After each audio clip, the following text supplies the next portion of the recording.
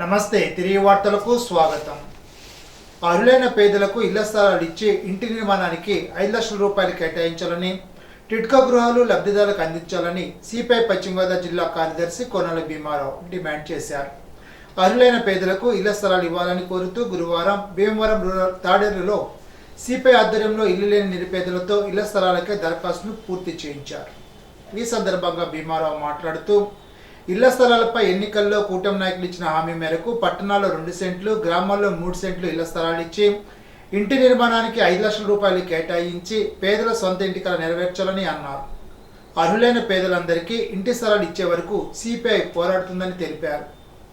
ప్రస్తుత పరిస్థితుల్లో పేదలు గజం భూమి కూడా కొనలేని పరిస్థితిలో ఉన్నారని, పేదలు అద్దె ఇళ్లలో కాకుండా సొంత ఇళ్లలో ఉండే పరిస్థితి కల్పిస్తే ప్రతి పేద కుటుంబానికి నెలకు 5 నుంచి 6 వేల రూపాయల వరకు ఆర్థిక భారం తగ్గుతుందని అన్నారు. కార్యక్రమంలో సిపిఐ జిల్లా కార్యవర్గ సభ్యులు ఎం సీతారాం ప్రసాద్, ప్రజా నాట్య మండలి నాయకులు చాన్ బాషా, నడప స్వరాజ్యలక్ష్మి, దేవి, కృష్ణవేణి, పెచ్చెట్టి అనంతలక్ష్మి, మిండారు వెంకటలక్ష్మి, పసురెడ్డి శ్రీదేవి, వాకలపూడి లక్ష్మి తదితరులు పాల్గొన్నారు. రాష్ట్రంలో ఇల్లు లేని నిరుపేదలకు రాష్ట్ర ముఖ్యమంత్రి చంద్రబాబు నాయుడు గారు గ్రామీణ ప్రాంతాల్లో 3 సెంట్లు, పట్టణ ప్రాంతాల్లో 2 సెంట్లు ఇళ్ల స్థలాలు ఇస్తామని చెప్పి వాగ్దానం చేశారు. ఆయన చేసిన వాగ్దానం మేరకు తక్షణమే పేదవారికి ఇళ్ల స్థలాలు ఇచ్చి పేదల సొంత ఇంటి కల నెరవేర్చాలని కోరుతూ తాడేరులో ఇల్లు లేని పేదలకు సిపిఐ ఆధ్వర్యంలో దరఖాస్తులు ఇచ్చి వాటిని పూర్తి చేస్తూ ఉన్నాం. ఇవాళ ఇల్లు లేనటువంటి పేదలు అద్దెళ్లలో నెలకు 5 నుంచి 6 వేల రూపాయలు అద్దెలు కట్టలేక తీవ్ర ఇబ్బంది పడుతూ ఉన్నారు. మరి ఎన్నికల ముందు ఇచ్చిన హామీలా కాకుండా ఇచ్చినటువంటి హామీని అమలు జరపాలని కోరుతున్నాం. ఎందుకంటే రాష్ట్ర వ్యాప్తంగా అనేక మంది పేదలు వేలాదిగా లక్షలాదిగా ఇవాళ అర్జీదారులు తమ దరఖాస్తులు కలెక్టర్ గారికి, ఎంఆర్ఓకి, ఆర్డీఓకి సమర్పిస్తూ ఉన్నారు. అలాగే అసెంబ్లీలో కూడా ఈ పేదవాళ్ళ యొక్క ఇళ్ల స్థలాల దరఖాస్తులు సమర్పించినటువంటి వివరాలు రాష్ట్ర గృహ నిర్మాణ శాఖ మంత్రి అసెంబ్లీలో చెప్పడం జరిగింది. అలాగే రాష్ట్ర మంత్రిమండలి కూడా ఈవేళ పేదలకు ఇళ్ల స్థలాలు ఇస్తామని ఏదైతే వాగ్దానం చేశారో గ్రామీణ ప్రాంతాల్లో 3 సెంట్లు, పట్టణ ప్రాంతాల్లో 2 సెంట్లు ఇస్తామని చేసిన వాగ్దానం మేరకు వాళ్ళకి ఇళ్ల స్థలాలు ఇస్తామని చెప్పి మంత్రిమండలి ఆమోదం కూడా తెలిపింది. ఇంకా కాలయాపన లేకుండా త్వరితగతిన పేదలకు ఇళ్ల స్థలాలు ఇచ్చే ప్రక్రియను ప్రారంభించాలని చెప్పి కోరుతా ఉన్నాం. గురువారం జిల్లా కలెక్టరేట్ ఛాంబర్లో జిల్లా కలెక్టర్ చదవాడ నాగరాణిని జిల్లాలో నూతనంగా పదవీ బాధ్యతలు చేపట్టిన DM and HO doctor Geetabai మర్యాదపూర్వకంగా కలిసి మొక్కను అందజేశారు. ఈ సందర్భంగా జిల్లా కలెక్టర్ చదవాడ నాగరాణి మాట్లాడుతూ, గ్రామ స్థాయిలో ప్రజలకు మెరుగైన వైద్య సేవలు అందించే లక్ష్యంగా కృషి చేయాలని, అందుకు అనుగుణంగా తరచూ క్షేత్రస్థాయిలో పర్యటించి మెడికల్ అధికారులు, సిబ్బందిని సమాయత్తం చేయాలని అన్నారు. ఉమ్మడి పశ్చిమ గోదావరి జిల్లాలో ఖాళీగా ఉన్న ఎంపీపీ, వైస్ ఎంపీపీ పదవులకు ఒక కోఆప్షన్ సభ్యుని ఉప ఎన్నిక షెడ్యూల్ విడుదలైంది.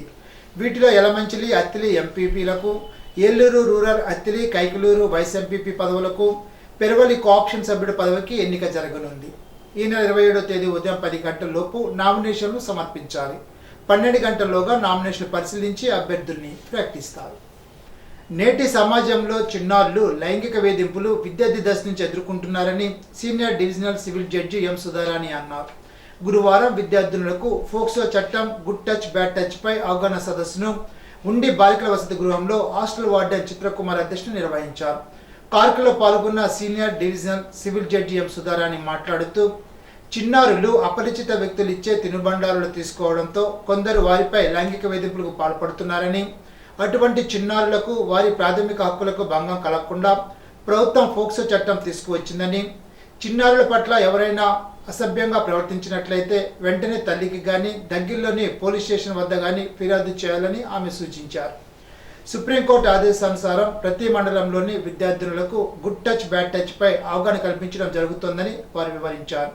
కార్యక్రమంలో ప్యానెల్ న్యాయవాదులు N Sudhir, P Ambedkar, MB Bhavani, Palalakshmi, Akividi CI Jagadeeswararao, Undi SI Mohammed Nasirulla, paralegal volunteer Suryanarayana, Satyanarayana Raju తదితరులు పాల్గొన్నారు.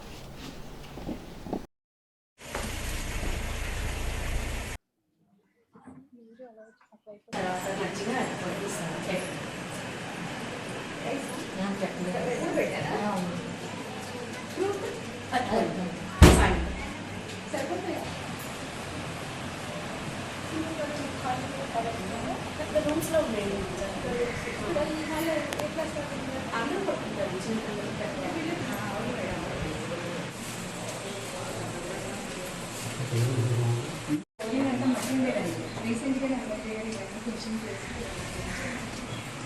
న్యాయాధికార సంస్థ తరపున పిల్లలకి పోక్సో యాక్ట్ గురించి, protection of children from sexual offences ఒక అవగాహన కల్పించడం కోసం, పిల్లలకున్న రైట్స్ గురించి, వాళ్ళకున్న ఈ చట్టం కింద వాళ్ళకున్న రక్షణ గురించి తెలియజేయడం కోసం, ఒక అవగాహన ఇవ్వడం కోసం ఈ కార్యక్రమం ఏర్పాటు చేయబడింది.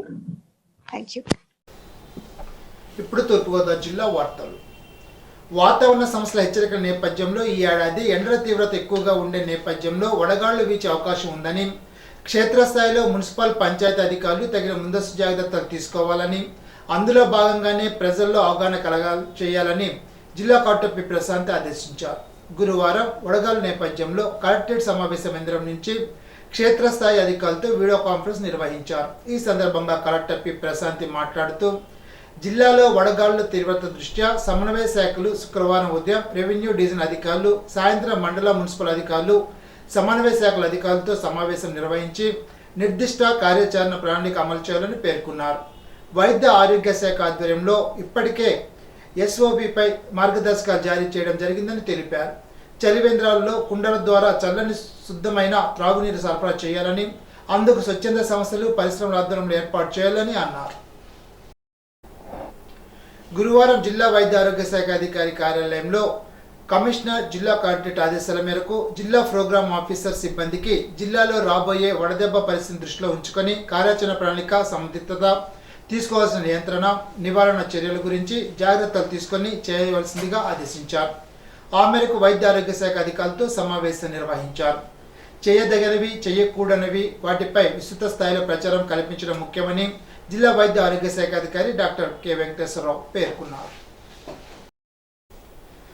గురువారం రాజమహేంద్రవరం ప్రభుత్వ సాధారణ ఆసుపత్రిలో చిన్నపిల్లల విభాగం డైస్ సెంటర్లో నోటి ఆరోగ్య దిన కార్యక్రమాన్ని నిర్వహించారు. ఈ సందర్భంగా డెంటల్ సర్జన్ డాక్టర్ విశ్వనాథ్ మాట్లాడుతూ, దంత సంరక్షణ, ఆరోగ్య సమస్యల గురించి అవగాహన ప్రతి ఒక్కరు కలిగి ఉండాలని అన్నారు. తప్పనిసరిగా దంతాల సంరక్షణ విషయంలో అజాగ్రత్త తగదని తెలిపారు. ప్రతిరోజు తప్పనిసరిగా 2 సార్లు దంతాలను తోముకోవాలని కోరారు. డెంటల్ హైజనిస్ట్ డాక్టర్ సూర్యవర్మ నోటి పరిశుభ్రత, వాటికి పాటించాల్సిన నియమాలు, టెక్నిక్స్ గురించి తెలిపారు. దంతాలు ఆరోగ్యంగా ఉన్నా కూడా ఏదైనా సందేహాలు ఉంటే డాక్టర్ను సంప్రదించి తగిన చికిత్స పొందాలని కోరారు. తూర్పుగోదావరి జిల్లాకు చెందిన నిరుద్యోగ యువత సంకల్ప మెగా జాబ్ మేళాకు హాజరై ఉద్యోగ అవకాశాలు పొందాలని జిల్లా కలెక్టర్ పి. ప్రశాంత్ తెలిపారు. గురువారం కలెక్టరేట్లోని జిల్లా కలెక్టర్ ఛాంబర్లో సంకల్ప జాబ్ మేళా పోస్టర్ను కలెక్టర్ ఆవిష్కరించారు. ఈ సందర్భంగా జిల్లా కలెక్టర్ పి. ప్రశాంత్ మాట్లాడుతూ, జిల్లాలోని నిరుద్యోగ యువతకు ఉపాధి అవకాశాలు అందించేందుకు రాష్ట్ర ప్రభుత్వం నిర్దేశించిన మార్గదర్శకాలను అనుసరించి సంకల్ప మెగా జాబ్ మేళా నిరుద్యోగ యువతకు ఎంతో ఉపయోగపడుతుందని అన్నారు. తూర్పుగోదావరి జిల్లాకు చెందిన నిరుద్యోగ యువత ఈ అవకాశాన్ని సద్వినియోగం చేసుకోవాలని సూచించారు. ఇప్పుడు ఏలూరు జిల్లా వార్తలు. కోకో గింజల కొనుగోలు సమస్యను వెంటనే పరిష్కరించకపోతే ఉద్యమాన్ని తీవ్రతరం చేస్తామని కోకో రైతుల రాష్ట్ర సదస్సు హెచ్చరించింది. కంపెనీల మోసాలతో కోకో రైతులు నష్టాలు కూరుకుపోతున్నారని రాష్ట్ర సదస్సు ఆందోళన వ్యక్తం చేసింది. గురువారం పెదవేగి మండలం విజయరాయి, గాంధీనగర్లోని సీతారామ కళ్యాణ మండపంలో ఆంధ్రప్రదేశ్ కోకో రైతుల సంఘ ఆధ్వర్యంలో కోకో రైతుల రాష్ట్ర సదస్సు నిర్వహించారు. ఈ సదస్సుకు బొల్లు రామకృష్ణ, బోల సుబ్బారావు, ఇడుకంటి శ్రీనివాసరావు అధ్యక్షత వహించారు. ఈ సదస్సులో కోకో రైతుల సమస్యలపై చర్చించి తీర్మానాలు ఆమోదించారు. ఏలూరు జిల్లాతో పాటు తూర్పుగోదావరి, పశ్చిమ గోదావరి, కృష్ణా, ఎన్టీఆర్, కోనసీమ తదితర జిల్లాల నుండి పెద్ద సంఖ్యలో కోకో రైతులు హాజరయ్యారు. ముఖ్య అతిథిగా విచ్చేసిన ఆంధ్రప్రదేశ్ రైతు సంఘ రాష్ట్ర ఉపాధ్యక్షుడు వై. కేశవరావు మాట్లాడుతూ, రాష్ట్ర ప్రభుత్వం జోక్యం చేసుకుని కోకో గింజల కొనుగోలు సమస్యను వెంటనే పరిష్కరించకపోతే కోకో రైతులు తీవ్రంగా నష్టపోతారని ఆందోళన వ్యక్తం చేశారు.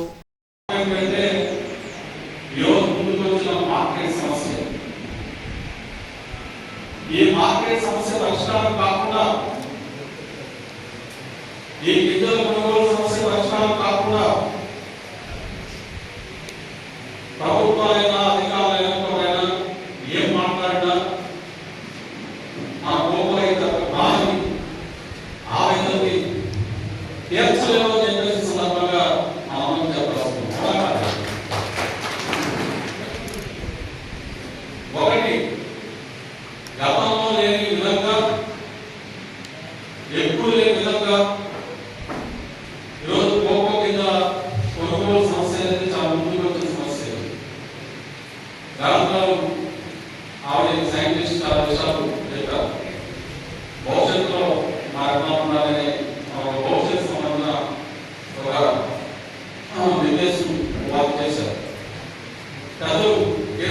కూడా చాలా విషయాలు అంటే రైతు సంఘం అంటే రైతు అంటే ఏదో ఒక పంటకి అనేక ఇంట్లు అనేక విషయాలు ఉంటాయి.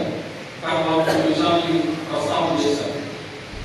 సార్ మన రైతు సోదరులు చాలా మంది మాట్లాడాల్సిన అవసరం కూడా ఉంది.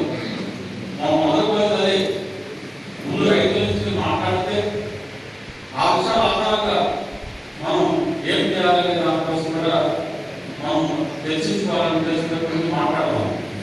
సార్ వ్యక్తిగా మనకు పెద్దలు కానీ కింద నుంచి కానీ మనం ఒక నిమిషం 2 నిమిషాలు మన రైతు సోదరులు మాట్లాడాల్సిన అవసరం ఉంది, మాట్లాడాలి.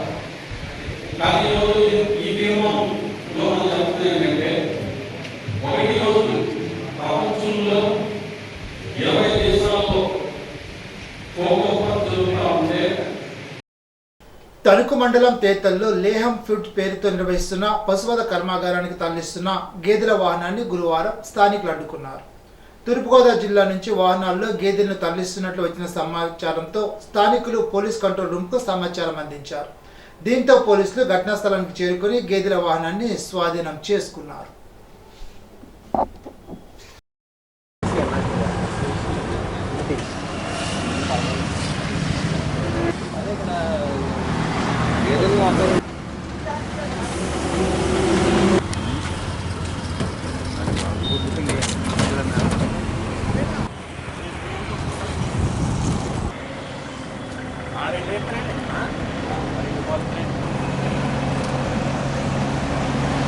మన తణుకు పట్టణంలో రావులపాలెం వైపు నుంచి వస్తున్న ఏవైతే ఈ వాహనం ఏదైతే ఉందో చిన్న వాహనంలో 5 గేదెలను తొక్కిసలాడుతూ కిందకి బాగా ఇబ్బంది పడుతూ అతి క్రూరంగా కట్టి వాటిని మన లాహం ఫుడ్స్ ఏవైతే తణుకు మండలం చేతల గ్రామ పరిధిలో లాహం ఫుడ్స్ తీసుకెళ్తున్నారు. ఎటువంటి సర్టిఫికేట్ లేవు, కోతకు అనుమతించే గేదెలు కాదు అవి. అంచేది కాబట్టి ఇటువంటి పాడి గేదెలు ఏవైతున్నాయి, వ్యవసాయానికి రైతుకు ఉపయోగపడే గేదెలు ఏవైతున్నాయి ఈ రకంగా పాడు చేస్తున్నారు. కాబట్టి వాటి మీద ఎమ్మటే కేసు కట్టి వాటిని సంరక్షణ పంపాలని చెప్పి పోలీసు వారికి ఫిర్యాదు ఇవ్వడం జరిగింది. 100 ఇవ్వడం జరిగింది. పోలీసు వారు కూడా వచ్చారు. వాటిని కస్టడీ తీసుకుని వాటి ఆధారపరంగా ఫిర్యాదు ఇవ్వడం జరిగింది. వాటి మీద చర్యలు తీసుకోమని చెప్పి పోలీసు వారిని కోరడం జరిగింది. తను గోసేవా సమితి ఆధ్వర్యంలో వీటిని చూసి వాటిని సంరక్షణ చేయడం జరిగింది. అంచేది ఎమ్మటే కూడా అటువంటి ఫ్యాక్టరీ ఉండడం వల్ల అక్రమంగా నిర్వహిస్తున్న ఫ్యాక్టరీ వాళ్ళు ఎంతో పాడి సంపద పాడి గేదెలన్నీ కూడా అక్రమంగా వదకు వెళ్తున్నాయి. కాబట్టి ఈ చట్ట వ్యతిరేకంగా చేసిన యాక్టివిటీస్ అన్నిటి మీద పోలీసు వారిని తగు చర్యలు తీసుకోమని చెప్పి పశువర్ధక శాఖ వారిని కూడా తగు చర్యలు తీసుకోమని చెప్పి కోరడం జరిగింది. ఈనాటి బంగారు మాట. మనిషి ఉన్నతుడా కాదా అన్నది అతడి విజయాన్ని బట్టి కాదు, ప్రవర్తనను బట్టి అంచనా వేయాలి. స్వామి వివేకానంద. ఈ వార్త ఇంతటితో సమాప్తం. తిరిగి విజన్స్లో కలుసుకుందాం. అంతవరకు సెలవు. నమస్కారం.